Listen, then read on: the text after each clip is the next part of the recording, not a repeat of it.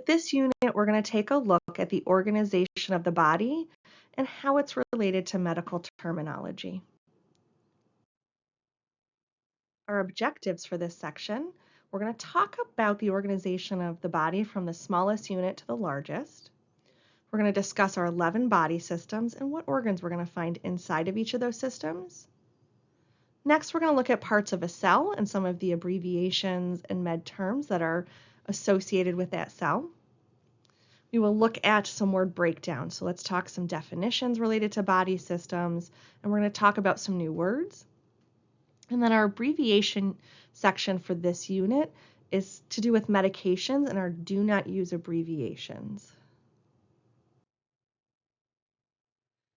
Okay, we have the organization of the body, and we generally organize this from our smallest unit to our largest.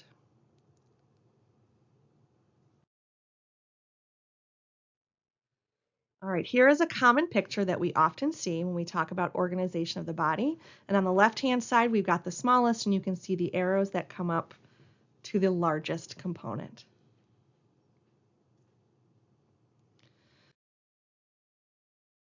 So let's look at this first little portion here, and I know it just looks like a circle, but what we're talking about here is the atom. And the atom is made up of things like there's a nucleus and electrons and protons, but it is the smallest unit of life that we're aware of other than its component parts. So the atom is the smallest piece when we're talking about starting the human body.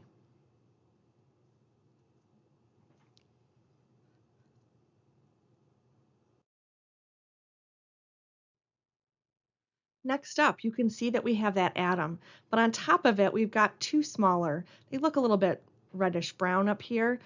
This would be a molecule of water, so you'd have some oxygen, you'd have some hydrogen attached to it. And these are really just combined atoms. So when atoms combine to form an element, we refer to them as a molecule. So a molecule is the second level of the organization of the body.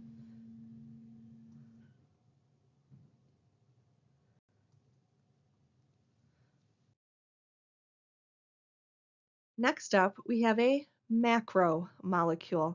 You'll notice that this isn't much different than the term molecule, but we do have a prefix here that is really interesting, and we've seen this prefix before. So macro refers to being very large. So when lots of atoms join together and they become very large, we refer to this as a macromolecule.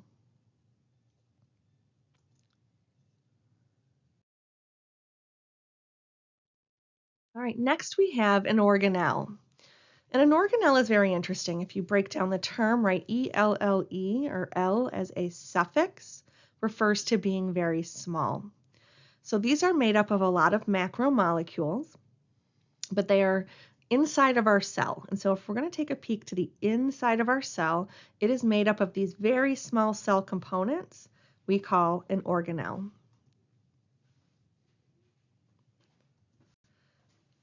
Multiple organelles will join together. So we'll take a look at some of the organelles, but when they join together and they're contained inside of a unit, we refer to it as a cell.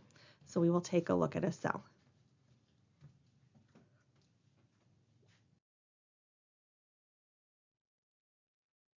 When multiple cells join together, it is called a tissue type.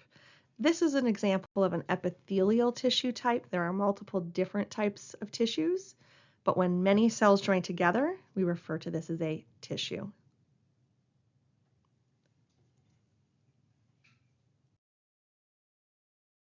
Types of epithelium join together, they're going to form an organ. This organ here is a stomach, although there are many organs that we're going to take a look at today as we're going to look at some of the different body systems.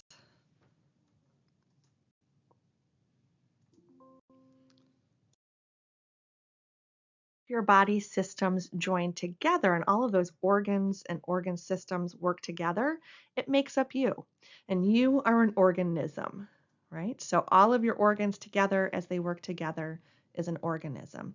And so this is the sections from smallest to largest. If you need to repeat this, please start the video over. Go back and review.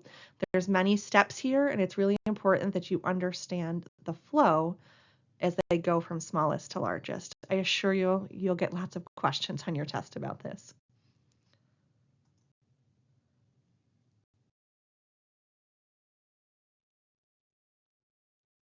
All right, what do you remember? So our smallest unit was the atom, followed by the molecule, our macromolecule, our organelles, our cells, our tissues, our organs, and our organism.